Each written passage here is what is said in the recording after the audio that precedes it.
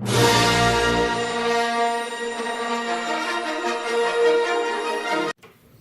everyone, it's Star Wars Dude 2000 and Scion, and tonight, as we've said before, we were going to do the 2008 Clone Wars movie and series, and tonight we'll be starting with the film first, and before I give all the information about who wrote it, who directed it, Scion's gonna give us the synopsis. Sorry I missed last week. Just a little busy is all, but I'm here now. Star Wars The Clone Wars, also commonly referred to as the animated series. It's a whole plethora of episodes and stories given to us. One synopsis honestly cannot cover all the stories that are involved in this.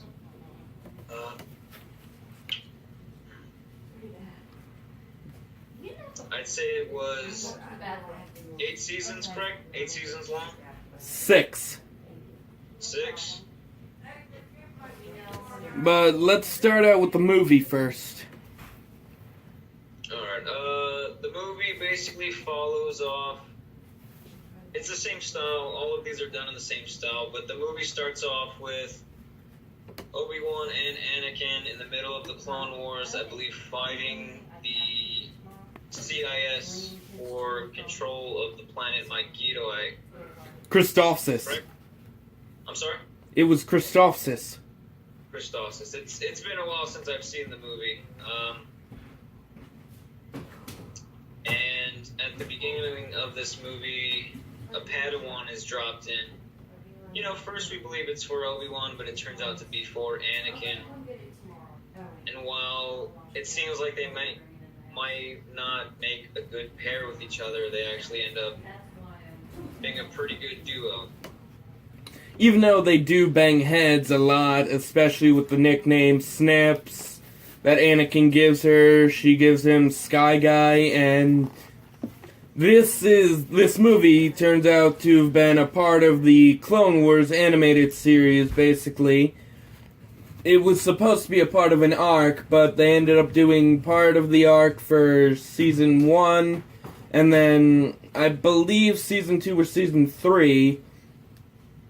But yeah, as Cyan was saying, we go through a whole sequence on Christophsis, learning about the battle that they're fighting through to take back the planet, which we then move on to Tef, where we've heard about Jabba's son being captured, and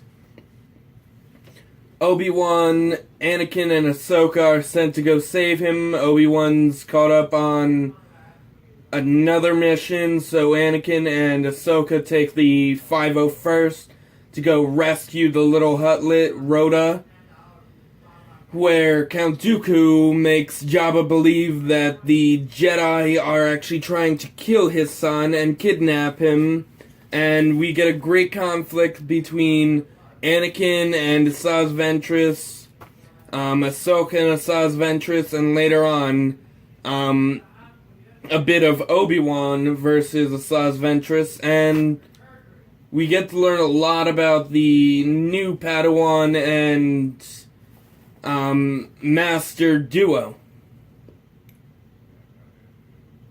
We also get the iconic Twilight. Yeah. So this movie came out in 2008. Again, it's an animated film. It was directed by Dave Filoni, produced by Catherine Winder, or Winder. It looks like a bad version of Window. I'm sorry, Catherine. The screenplay was written by Harry Galroy, Stephen Melching, and Scott Murphy. Music was done by Kevin Keener. Narrations are done by the well-known Tom Kane. I believe he's well-known. Matt Lanter voices Anakin Skywalker. Ashley Eckstein voices Ahsoka. And James Arnold Taylor voices Obi-Wan in both this series and I believe he voiced the Obi-Wan of the old series. Correct me if I'm wrong.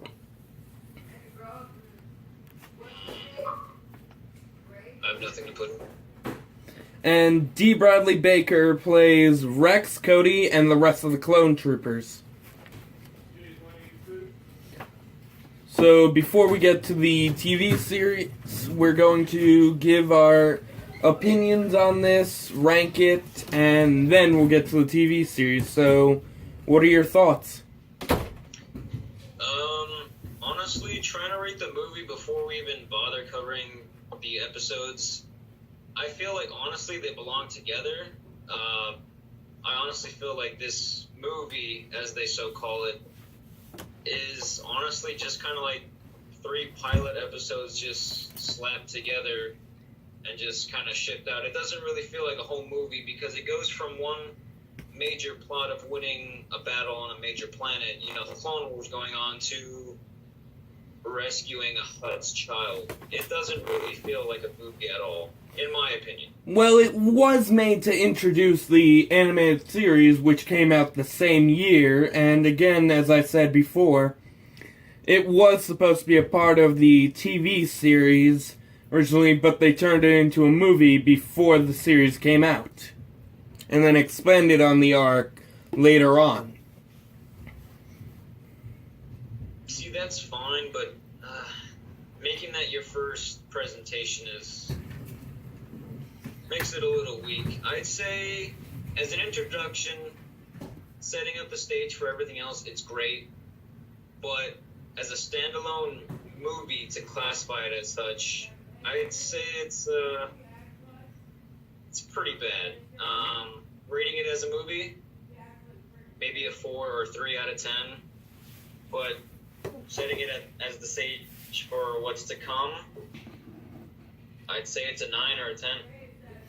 Right, and now we're gonna get off to the series where I feel I should do the synopsis since I'm always making you do it. So, the Clone Wars 2008 series to 2014 is basically a bunch of anthology stories from the Clone Wars that develops the story of many Jedi like Plo Koon, Aayla Secura, Luminara, all Jedi we meet in Return of the Jedi and watch die during Order 66, but we don't really know anything about them until this series, which, I mean, it's perfect for a TV series for the Clone Wars, but I'm still kind of pissed that, as many of you are probably, that they got rid of Legends General Grievous and made him a lot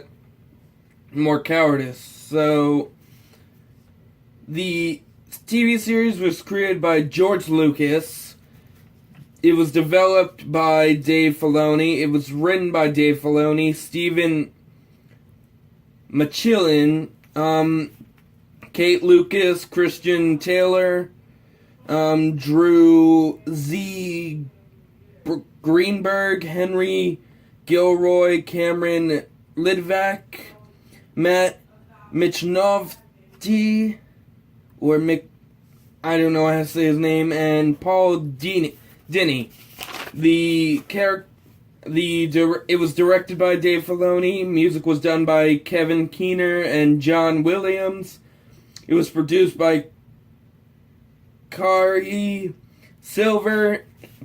And again, it has the same actors as the movie of the same name, but it does add a few, which they're mostly side characters. They're basically mostly side characters if you look at it from a certain point of view.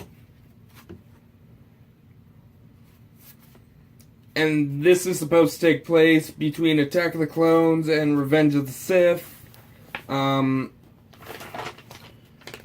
And honestly,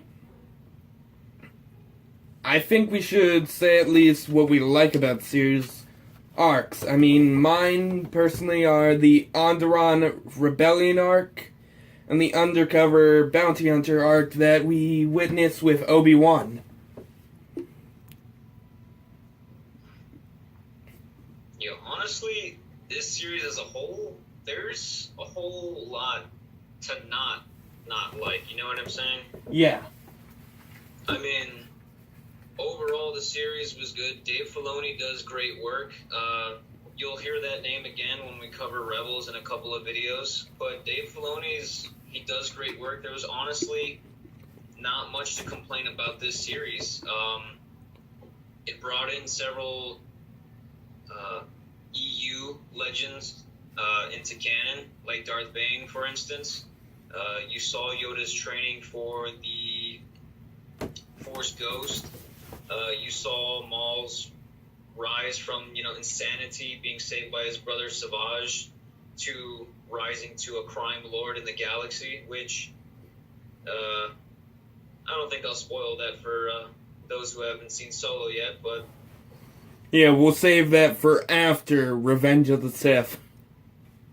But it has a lot of great stories. There's honestly... I mean, the only thing I could really do without is the Jar Jar side stories. I really do not care for those, but everything else is great. All you guys need to know is the names. Bombad Jedi, the Gungan arc during, I believe it was the sixth season on Netflix, which just follows Mace Windu and Jar Jar trying to save Jar Jar's ex-girlfriend or girlfriend, the Queen of the Gungans. I mean, I'm one of those people that find Jar Jar funny as hell, but just way too much. A lot of people I've seen want to just skip these and get to the real war stories. Yeah. That's honestly what I did, and when I went back and watched them, I still didn't enjoy them. I just hate the character. Right, and as you were saying about Savage Opress and Darth Maul, I mean, that was a great story. I mean, they brought back a character that was so cut down in his prime in Star Wars 1 that many people just wanted more. They were pissed that such an interesting character that we knew nothing about just was killed off in one movie. So thank you, Dave Filoni, for bringing Darth Maul back and just showing us that not even being cut in half can stop him. Darth Maul is probably one of the more popular characters now. Right, and that's why they keep on bringing him back over and over again, and... I mean, he's not as good as Darth Vader, but still, he's a pretty kick-ass villain. No, for sure. I mean, and that... I honestly have to say... Go on. Go on. You were saying something? No, I was just gonna say, I know most people care for Ahsoka as, like, their favorite character. But I have to say Savage was probably, honestly, my favorite character out of the whole series. Yeah. I mean, he was okay. His origin story was okay. Just... I don't know how to say this without sounding like a complete asshole, but... I felt they tried to use him a little too much. I mean... Nobi was supposed to be something new, something creative for the Clone Wars, but... I mean, we could have used more, and I was actually pissed off when I heard Disney wasn't gonna let Lucasfilms do a 7th season, where we would have actually gotten to see more of, like, what happens on Utapau, or we finally find out that Echo is alive. Which, if you guys haven't seen yet, you can find those episodes somewhere on YouTube. They are known as the Bad Batch and the Utapau arc, which they were never finished, so we never got the stories we needed. We just got what Disney thought we needed, which, again, they did bring us Rebels, but seriously, we could have done with more Clone Wars and wait on the Rebels.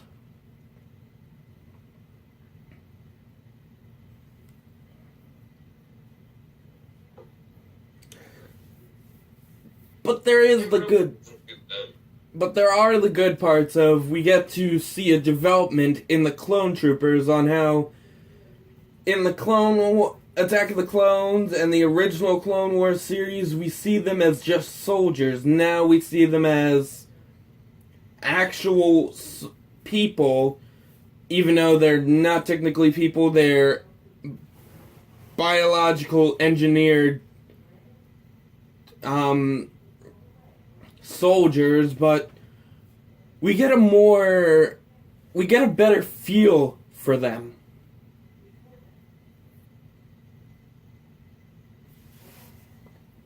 I think the only show really we would need is something like that for Empire Troopers.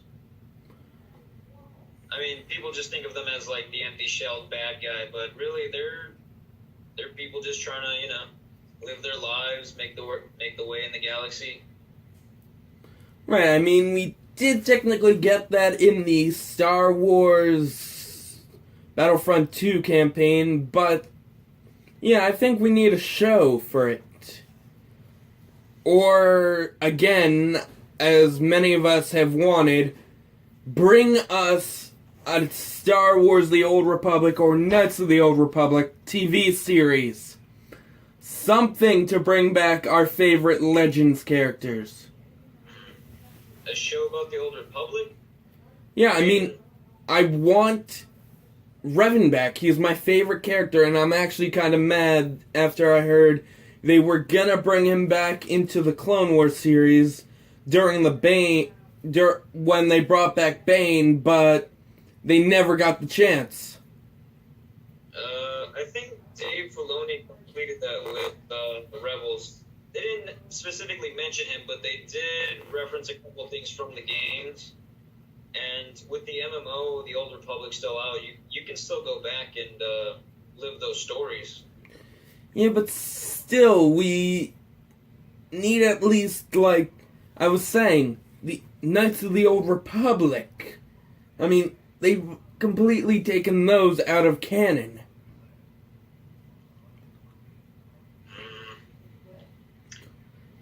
But we're getting off topic. So yeah, I enjoyed the Clone Wars series wholeheartedly. It did have their good moments. Like as I said, the Onderon rebellion, which we meet a very important character in Rogue One and for Rebels, Saw Gerrera. We meet, I guess you could call him one of Ahsoka's love interests, Senator Bonteri? I don't quite remember his name, but I know what you're talking about. What was he, Yeah, I think his name was Bonteri. Yeah, the politician for... The Separatists, whose mother was killed by Count Dooku in a terrorist attack. Yeah, that one I really didn't care too much for either. We also get the Death Watch and find out Obi-Wan actually had a fallen moment at one point. I mean, we did know he had one before with someone when he was with Qui-Gon, where he almost left the Jedi Order, but this time we actually see it come full circle, and sadly, we lose Duchess Satine in the Death Watch. We lose Duchess Satine in the Death Watch arcs and Maul arcs. And I mean, it had to happen. yeah, I guess, but she could have. I mean, we only see her for about 5 episodes, if you remember, and they basically gave her planet something similar to the Battle of Naboo discussion in episode 1. I mean, they're being taken over and terrorized by the Death Watch. They want to be neutral, but the Separatists and the Death Watch are trying to bring them into the war.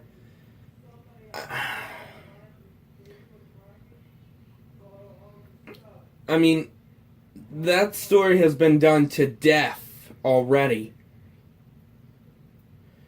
But we do get that episode where we meet Chewbacca and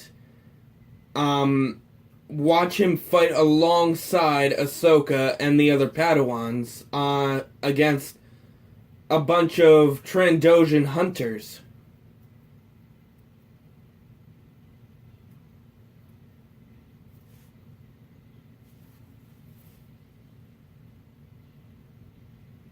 Yeah, this series definitely had a lot of ups, a lot of highs.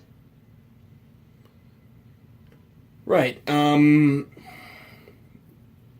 I did enjoy the space battles, especially the one where I believe it was in the first season, we get to see the AT-ATs using an asteroid as a, I guess, landing platform to fire on the Banking Clan cruisers. I mean, that's pretty cool. First time we've seen a land tank used in space. Makes sense. I mean, it's hermetically sealed. It magnetizes to the surface that it's attached on. You're right. So what would we rank this whole thing in a whole? Including the movie? Yes. I'd say with the movie, the series as a whole, it has a lot of ups, a lot of great writing. As the seasons go on, progressively, you know, the stories just kind of intertwine, and the animation, of course, gets better. It's a lot of Star Wars, and it's a lot of good. So I'd say it's a 9 out of 10. I heavily agree with you, but I'm gonna have to give it... I'd give it an 8 because, yeah, it was good, but then it got dragged down by all those unneeded filler stories. So, yeah, guys, we'll be doing Revenge of the Sith next week. Stay tuned for that. Monday, I'll be back on with Cameron. We'll be doing the 9th movie in the Friday the 13th series. So don't forget to like, subscribe, comment, and share this video with your friends. And any final words? So everyone stay safe out there, and may the Force be with you. May the Force be with you all, and stay away from the blue virus.